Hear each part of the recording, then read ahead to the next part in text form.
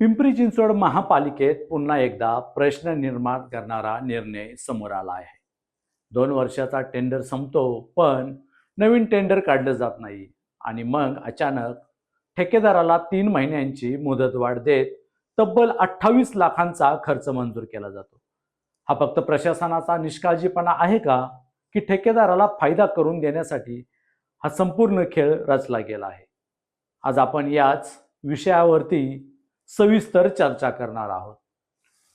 नमस्कार, मी गणेश मोरे. आपण पाहत आहे सिटी प्लस मराठी.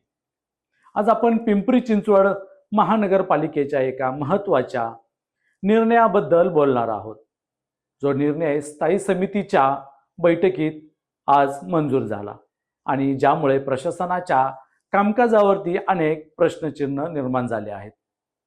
विषय आहे महापालिकेच्या वैद्यकीय विभागासाठी 4 चाकी वाहने भाडेतत्वावरती घेण्याचा. महापालिकेच्या वैद्यकीय विभागामार्फत राष्ट्रीय आरोग्य कार्यक्रम राबवण्यासाठी 11 वाहने भाडेतत्वावरती घेण्याचा 2 वर्षाचा करार करण्यात आला होता.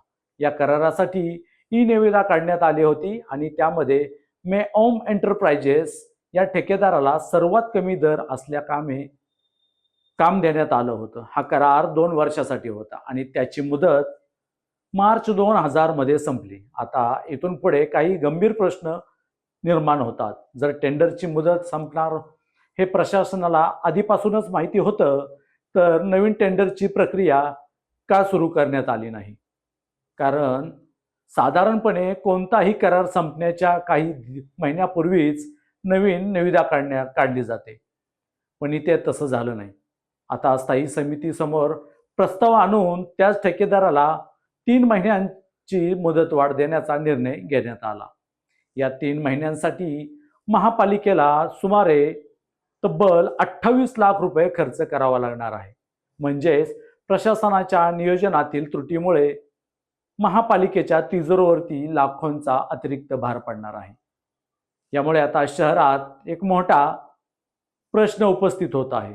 टेंडर वेळेत का काढले गेले नाही? हा फक्त प्रशासनाचा नियोजनाचा अभाव आहे का, की ठेकेदाराला फायदा देण्यासाठीच मुद्दाम टेंडर उशिरा काढण्यात आले? कारण जर टेंडर वेळेत झाले असते तर महापालिकेला 28 लाखांचा अतिरिक्त खर्च करावा लागला नसता. आता नागरिकांना उत्तर द्यावेच लागणार. वाहन टेंडरमध्ये उशिरा होण्याची सामान्य कारणे, प्रशासकीय कारणे, प्रस्ताव तयार करण्यात किंवा मंजुरी प्रक्रियेमध्ये विलंब, विविध विभागांकडून NOC मान्यता मिळवण्यास उशीर, स्थायी समितीच्या बैठकीचे वेळापत्रक व कोरम न जमणे, त्याचप्रमाणे तांत्रिक कारणे, वाहनांच्या स्पेसिफिकेशन्स निश्चित करण्यात वाद, दर निश्चिती व बाजारभाव तपासणीस वेळ, टेंडर दस्तऐवज तयार करण्यासाठी विलंब किंवा राजकीय कारणे, निर्वाचित सदस्य नसल्याने म्हणजे प्रशासक राजवट, निर्णय प्रक्रिया मंदावणे, आक्षेप हरकती नोंदवल्या गेल्यास पुनर्विचार. आता यापैकी पिंपरी चिंचवड महानगरपालिकेमध्ये वाहतूक टेंडर काढण्यात नेमका उशीर कशामुळे झाला हे कारण अजूनही स्पष्ट होत नाहीये. महापालिकेच्या वैद्यकीय विभागातील अधिकारी आणि संबंधित वरिष्ठ अधिकारी या प्रकरणाबाबत काय स्पष्टीकरण देणार? आणि जर प्रशासनाच्या निष्काळजीपणामुळे महापालिकेला आर्थिक तोटा होत असेल, तर या प्रकरणाची सखोल चौकशी होणार का, हे पाहणं आता महत्त्वाचं असणार आहे. अशाच नवनवीन आणि ताज्या बातम्यासाठी सिटी प्लस मराठीला सबस्क्राईब करा. धन्यवाद.